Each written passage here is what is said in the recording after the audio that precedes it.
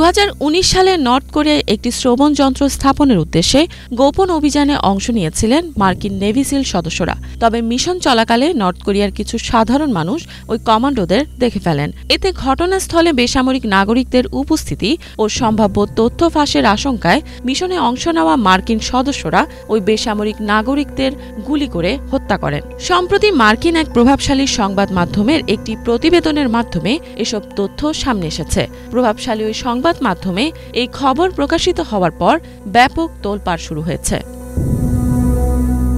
গত 5 September new York টাইমসের একটি প্রতিবেদনে দাবি করা হয় 2019 সালের শুরুর দিকে যখন ওয়াশিংটন ও পিয়ংইয়ংয়ের মধ্যে কূটনৈতিক আলোচনা চলছিল, তখন সিল টিম 6 একটি গোপন মিশন পরিচালনা করে। প্রতিবেদনে উল্লেখ করা হয় সে সময় মার্কিন প্রেসিডেন্ট ডোনাল্ড ট্রাম্প এই অভিযান চালানোর অনুমতি দিয়েছিলেন। 2011 সালে সাবেক আল কায়েদা প্রধান ওসামা বিন লাদেনকে হত্যা করার জন্য পরিচিত একটি এলিট স্পেশাল ফোর্স ইউনিটকে নর্থ কোরিয়ায় প্রবেশের দায়িত্ব দেওয়া হয়। এই মিশনের উদ্দেশ্য ছিল নর্থ কোরিয়ার শীর্ষ নেতাদের ওপর গোয়েন্দা নজরদারি চালাতে একটি নির্দিষ্ট স্থানে শ্রবণ যন্ত্র স্থাপন করা। পুরো অভিযানটি পরিচালিত হচ্ছিল অত্যন্ত গোপনে। তবে রাতের অন্ধকারে যোগাযোগ ব্যবস্থা বন্ধ রেখে কাজ করার কারণে একাধিক ভুল ত্রুটির ঘটনা ঘটে। এতে নর্থ কোরিয়ার কয়েকজন সাধারণ মানুষ, যাদের ধারণা করা হচ্ছে ঝিনুক বা শামুক সংগ্রহ করছিলেন, মার্কিন স্পেশাল ফোর্সের সদস্যদের উপকূলে নামতে দেখে ফেলেন। টাইমসের রিপোর্টে জানানো হয়েছে এরপর নৌকায় থাকা সকলের ওপর নেভি সিল টিমের সদস্যরা গুলি চালায়। এতে তাৎক্ষণিক সবাই মারা যায়। যদিও ঠিক কতজন মারা গেছেন প্রতিবেদনে তা উল্লেখ করা হয়নি। মিশন সম্পর্কে অবগত থাকা কর্মকর্তারা টাইমসকে জানিয়েছেন, মার্কিন বাহিনী নর্থ কোরিয়ার প্রশাসনের নজর এড়াতে মরদেহগুলো পানিতে ফেলে দেয়।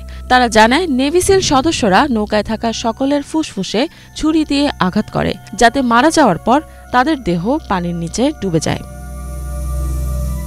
টাইমস আরও জানিয়েছে, একাধিক ব্যক্তির সাক্ষাৎকার থেকে তারা এই ব্যর্থ অভিযান সম্পর্কে জানতে পারে।